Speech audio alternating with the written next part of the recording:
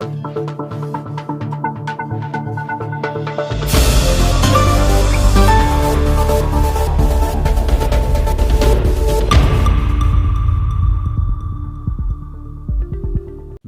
ritrovati dalla redazione. Trieste. Continuano i furti nelle abitazioni in città, questa volta in strada per Longera. Nella notte tra il 21 e il 22 aprile ignoti hanno tentato di introdursi in una casa privata, prima scavalcando il cancello, poi tentando di forzare una finestra, ma senza riuscirci. È stata chiamata la Polizia di Stato attraverso il NUE 112 e sul posto è arrivata una volante, anche se i ladri avevano già fatto perdere le tracce. La casa in questione non è dotata di un impianto di videosorveglianza.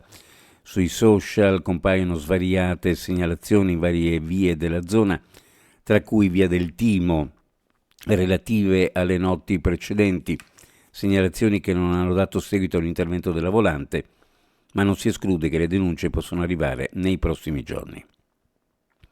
La prefettura di Trieste ha comunicato l'intenzione di uno sgombero definitivo del silos in tempi brevi. Così una nota inviata dal gruppo che ha organizzato gli eventi al Silos del 3 marzo e dell'11 aprile e che proprio per parlare del presunto sgombero in programma ha deciso di organizzare un altro evento pubblico in largo Città di Santos il 28 aprile alle 18. Il gruppo, a cui non è stato dato un nome, è composto da persone attive nel mondo dell'accoglienza, alcune delle quali facenti capo a Linea d'Ombra e Non Name Kitchen. Ancora una volta spiegano l'unica soluzione a cui le istituzioni nazionali e triestine riescono a pensare è l'uso della forza. Negli ultimi anni il campo scout di Camposacro, scelto come destinazione per le persone sotto sgombero, aveva 250 posti, numero insufficiente ad accogliere le persone richiedenti asilo, per non parlare di quelle in transito.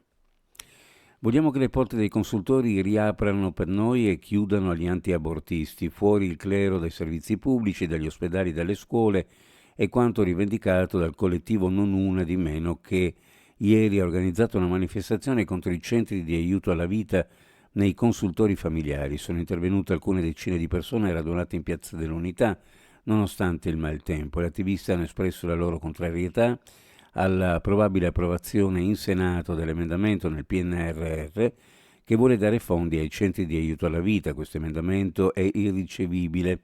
I consultori sono già stati dimezzati a Trieste, non dovrebbero aprire le porte anche alle associazioni antiabortiste che limitano il diritto di scelta. Oltretutto questo emendamento è già tra le maglie di una legge di compromesso che è la legge 194, quindi vogliamo sicuramente dei consultori molto diversi, un diritto alla salute pubblica e alla libertà di scelta garantita. Abbiamo aumentato di 37 milioni di euro gli investimenti degli Stati Uniti in Friuli Venezia Giulia, quindi c'è un maggiore interesse deciso degli Stati Uniti verso il Friuli Venezia Giulia. Credo che sia un percorso che dobbiamo continuare a costruire negli anni. Lo ha dichiarato il presidente del Friuli Venezia Giulia Federica di rientro dalla sua missione negli Stati Uniti. Non a caso la presenza più volte negli Stati Uniti, ha spiegato Federica, a margine di una cerimonia, ha mirato proprio a questo. In passato ho visto missioni istituzionali che toccavano un po' alcune parti del mondo, traducendosi poi solo in visite di cortesia. Uno deve metterci impegno, sapere che c'è la costanza dei rapporti, continuare a costruire e sviluppare.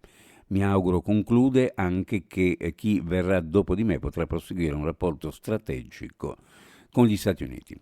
Siamo alle previsioni meteorologiche, ancora prevalenza di coperto con precipitazioni da deboli a moderate, dalle ore centrali residue precipitazioni sparse sulla regione, con possibilità di schiarite, bora moderata al mattino, con raffiche sostenute sul Carso e a Trieste, in calo dal pomeriggio, temperatura ancora sotto la media del periodo.